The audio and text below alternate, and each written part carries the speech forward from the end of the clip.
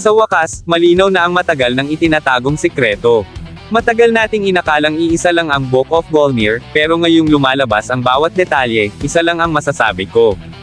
Mas malalim ang kasaysayan ng mga Diyos kaysa sa ipinakita sa atin. At ngayon, pag-uusapan natin ang buong katotohanan sa pagkakaroon ng dalawang Book of Volnir, ang lihim na pagkilos ng Greek gods, ang mga primordial na nagtatago, at ang misteryosong plano ni Odin na maaaring magbago ng buong direksyon ng Ragnarok. Ito ang tatalakayin ko ngayon, kaya kung handa ka na, Teren at simulan na natin.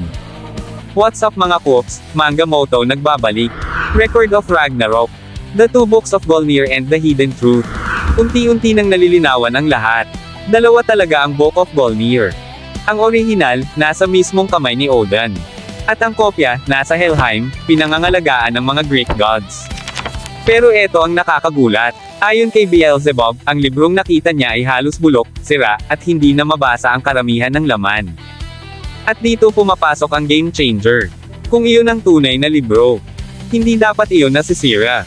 Dahil ang original na Book of Volnir ay may nakaukit na pambihirang mahika, isang enchantment na nagpoprotekta rito laban sa pagkabulok, ordinaryong pagkasunog, o kahit anong uri ng pagkasira, kahit magdaan pa ang libu-libong taon. The Immortal Spell of Volnir. Ito mismo ang incantation na iniwan ni Volnir. My beliefs, my will, the everlasting and unmarred truth told to the future, spun for eternity, and past until the end of time. Sa ilalim ng kahangahangang lalim ng mga salitang ito, iisa ang mensaheng nais iparating. Ang katotohanang nasa libro ay kailanman hindi dapat maglaho. Kung susunugin ito gamit ang lakas ng isang Diyos, hindi mawawala ang nilalaman, lilipat lang sa panibagong aklat. Kaya malinaw, ang bulok na librong nakita ni Beelzebub sa Helheim ay hindi ang orihinal. Isa lang itong kopya. At kung may kopya, ang tanong, sino ang gumawa nito? The true makers of the copybook. Marami ang nagtanong. Marami rin ang nagduda. Pero kung ang hahanapin ay ang pinakalohikal na sagot, matagal na palang nasa harap natin ang people of Volnir. Sila, at wala nang iba. Bakit sila? Ganito yan. Una, si Belt, isa sa mga kilalang kasapi ng people of Volnir, ang unang lumabas mula sa kanilang nakatagong nayon. Bitbit niya ang orihinal na Book of Volnir habang hinahanap ang espada ni Odin, ang Gram. Ibig sabihin, hawak nila ang tunay na aklat nung panahong iyon. Pangalawa, ang people of Volnir ay kilala sa talino, disiplina, at matinding pag-iingat. Kaya natural lang na gumawa sila ng backup copy, isang kopyang magsisilbing panangga sakaling makuha o mawala ang orihinal. At ang kopyang iyon ang napunta sa Helheim. Kung paano ito nakarating doon, iyon ang misteryong hanggang ngayon ay wala pang malinaw na sagot. At dahil dyan, ngayon ko nasasabihin ng diretsahan. Mas alam ng Greek gods ang tunay na kasaysayan kaysa sa ipinapakita nila. Why Zeus knows the will of Volnir? Ito ang bahaging madalas hindi napapansin, ang pinaka-underrated sa buong kasaysayan. Sa katotohanan, hindi kailanman dapat malaman ng mga Diyos ng bagong henerasyon ang tunay na nangyari sa nakaraan, dahil ang alaala ng unang Ragnarok ay tuluyang binura ng 6 na primordial gods at pinalitan ng isang huwad na kasaysayan. Pero si Zeus, iba ang kaso. Alam niya ang will of Volnir. Alam niya ang papel ni Kintopi. At mataas ang chance ang alam din niya ang pinakamasamang plano ni Odin, ang planong itinatago kahit sa kapwa Diyos. Kaya siguradong ito ang tanong ninyo, bakit? Simple lang ang sagot. Dahil nasa kanila ang kopya ng libro. Kahit hindi kumpleto ang laman, kahit ilang pahina lamang ang naligtas. Sapat iyon para mabuo ang kabuoang larawan. Sapat para maintindihan ang mga sikreto na hindi na sana dapat muling lumabas. At kung ganoon, hindi lang basta sasama ang Greek gods sa laban. Handa sila, at malinaw nilang alam kung gaano katindi ang labang papalapit. Unmasking the forgotten primordial gods.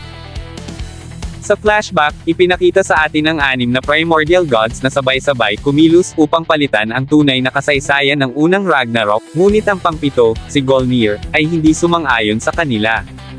6 na primordial gods ang pilit binubura ang huling bakas ng napakamadugo nilang digmaan. Pero heto ang hindi alam ng karamihan. Hindi lang sila ang nakaligtas. May iba pang primordial gods na hindi lumahok sa pagpupulong nina Iron.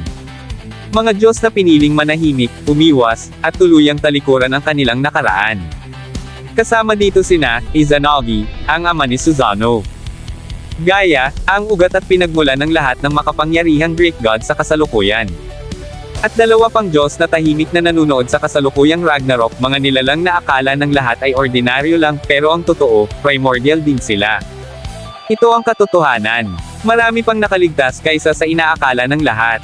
At marahil, hindi sila kumikilos dahil may mas malalim silang dahilan, mga dahilan na, sa tamang oras, posibleng baguhin ang takbo ng kwento.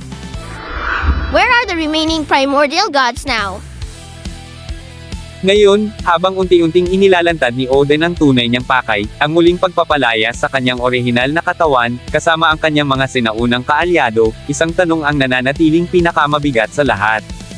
Nasaan ang iba pang primordial gods? Sa ngayon, 3 sa kanila ang naroon na mismo sa arena, tahimik na nagmamatsyag, nakatutok sa bawat kilos ni Odin.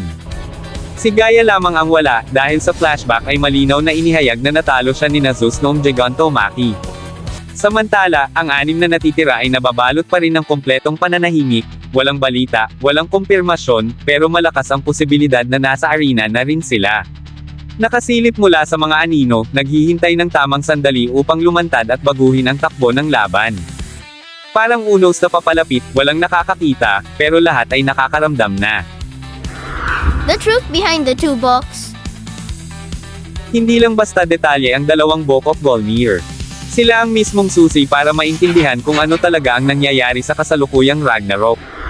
Sa isang panig, naroon sina Odin at Zeus, parehong may hawak ng impormasyon na kayang baguhin ang direksyon ng panibagong digmaan. Sa kabilang panig, naroon ang mga primordial gods, tahimik, nagtatago, at hindi pa natin alam kung anong klase ng plano ang binubuo nila sa dilim. Samantala, ang People of Volnir ang tanging nag-iingat ng tunay na kasaysayan, ang bersyong hindi na-edit, hindi tinwist, at hindi kayang kontrolin ng sinuman.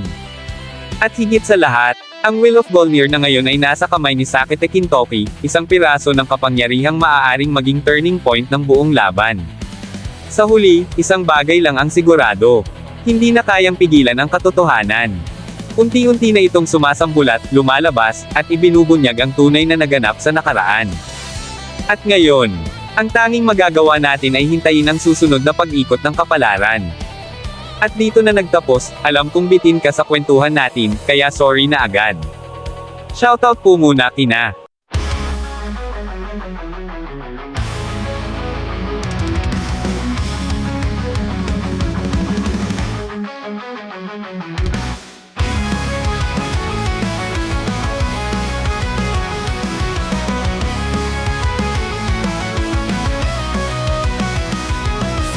Mapansin sa digmaan